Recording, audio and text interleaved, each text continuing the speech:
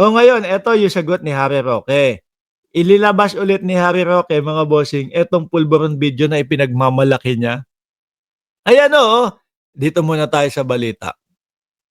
Ayan. Prime FM, pulburon video na naman, no?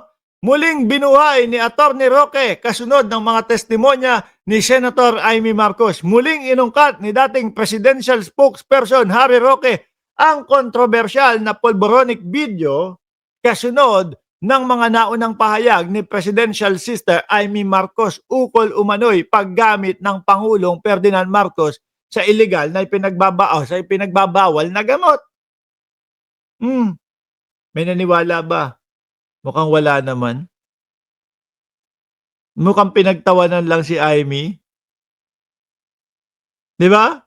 Mukhang pinagtawanan lang ho si Amy, mga boss Chipamo, sir. Totoo ho. Ngayon may gulo nga sila diyan eh, no?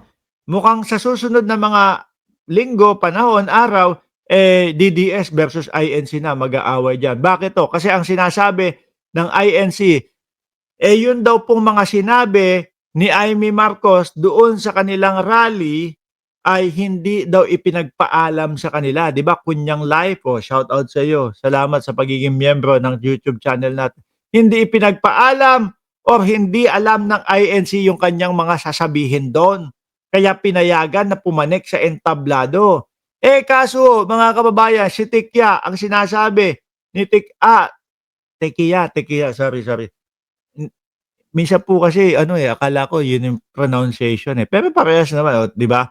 Ang sinabi naman po ni Tekiya, mga bossing, ay alam daw po ng INC. Alam daw po ng INC na yun ganun yung sasabihin. Ngayon, sino ang nagsasabi ng totoo? Ang INC kaya o ang mga DDS? No, siyempre, yung mga pinagsasabi ng mga politiko doon, ako ho ay naniniwala, may tatamaan at matatamaan ng sedisyon. Di po ba? Posible, maaari at pwedeng makasuhan. Yung kumbaga, yung kabuuan nung pinaka-rally na yun, maaari po. Ako ho ay naniniwala din, mga kababayan, na yun ay political rally po. Hindi yung kung ano-anong rally lang na kesyo peace rally. Ako ho ay naniniwala, political rally na may pagpapabagsak sa gobyerno ni Pangulong Bongbong Marcos. Ngayon, ibinabalik ni Roque itong mga ganito. Ano effect niyan, Roque?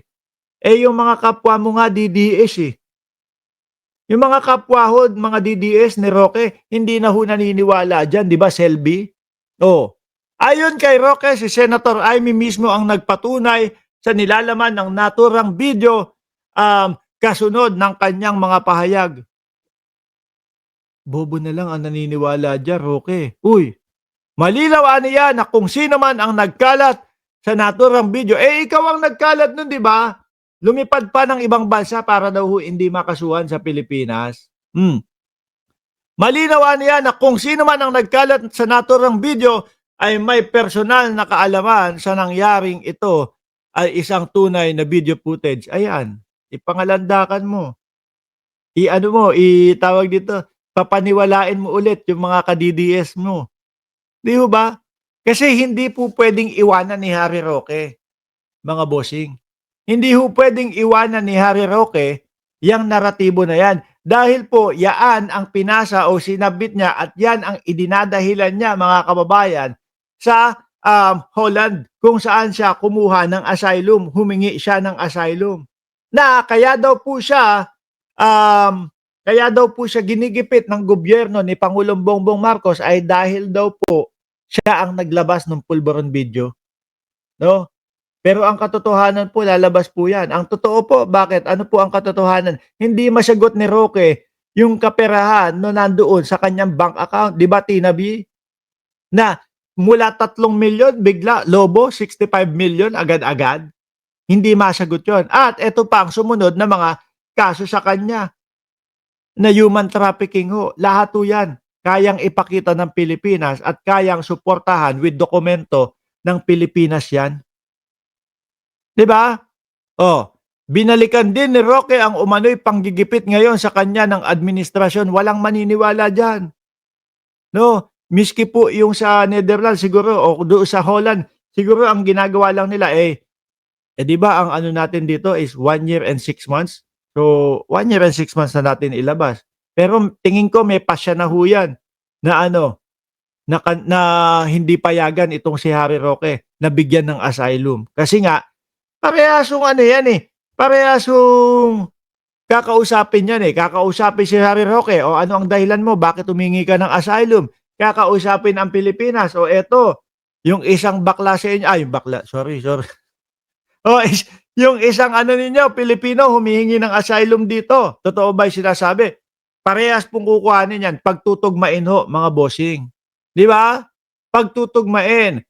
Sa kabilang banda, una ng pinatunayan ng iba't ibang ahensya at independent body na peke ang Pulveron video na unang kumalat noong July 2024. Eh sino ba naman ang magsasabing totoo yun? Wala hong iba kundi si Harry Roque lang at yung mga kapwa niya, mga DDS. Oo, no? O eto, barado siya kay Pebbles. Si Pebbles, hindi po basta-basta si Pebbles. Bakit to? Nakasama nila ito. Sa Hong Kong, sa China, nakasama nila ito. At alam nitong si Pebbles Talakera kung ano talaga yung kanilang mga galawan. Di ba? Si Pebbles nga din po ang nagsabi na ano, nagmamayabang si Harry Roque na magaling daw ho siyang magpabagsak ng gobyerno. Yun yung sabi ni Roque. Ewan ko ho. Alam ko magaling magpatigas ng ano. Hindi ko natutuloy. No. Hindi ko na itutuloy. Sabi ni Ping Laksamana, dapat maumpisa ng makulong ang mga senador. Konti na lang po yan, no? Eto, inuumpisa na po yung mga ano, engineer, yung mga sangkot, no? Tapos papanik na po sa kanila yan. Sabi ni Pebbles Talakera, Roque, wag kang palaka. Bago ilabas yung video na yan, may picture muna kang ipinakita. Hindi porkit nagsabi si Amy na gumagamit si PBBM ay totoo na yung video. Dahil maski ako, ginamit ni ay manggagamit. Mangga pala talaga. Sabi ni Gerald, Jim, asylum seeker daw siya. Eh, yun ang pagkakaalam niya. Pero tingin ko, baka ano na yun. Baka, ano tawag doon? Baka may husga na din ho yun, mga kababayan. Hinihintay lang yung tamang petsa para ilabas. Oh. Dahil maski ako, ginamit ni Amy para lumabas ang issue ng asin. No? Yan ang tawag ni Senador Amy Marcos nung sinend ni Daryl yung konbo namin kay Amy. Oo. Nabasa niya yan na may pasabog ako at pumasok sa isip niya yung pasabog na yun ay ganun pala istorya nun. Di ba mga kababayan? Ganun pala istorya. Sabi ni Boratsky, Magyamos! Buyoy! Eh kayo nga may ngongo eh. Kayo nga may ngongo eh. Ako, buyoy lang. Eh yung isa inyo, ngongo. Oh. Oh, eh lang, buyoy. Ano, may yang milyon naman ako. Hanap one. Galing YouTube. Ayun lang, yun. Diba? Yung pagsasabi mo na gumagamit si PBBM ay usapan nyo ni Inday Sara, no? Yan, di ba? Kasi balak nyo na mag-tandem sa 2028. Alam nyo, dati, nung paumpisa pa lang ho yan, merong mga vlogger na nagsasabi sa akin eh, uy, maniwala ka, meron talaga, meron, sumama ka na sa amin.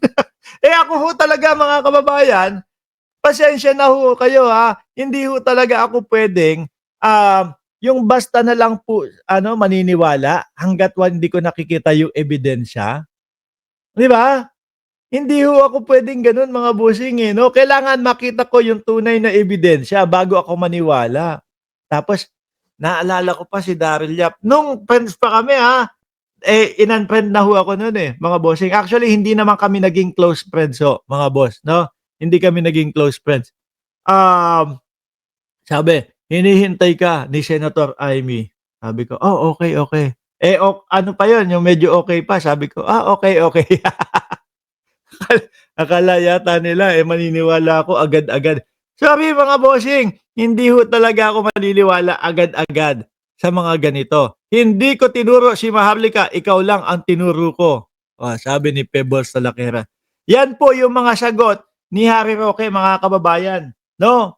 Dahil wala na, lalo na yung pasaporte na, eh, kanselado na ho mga bossing, 'di ba?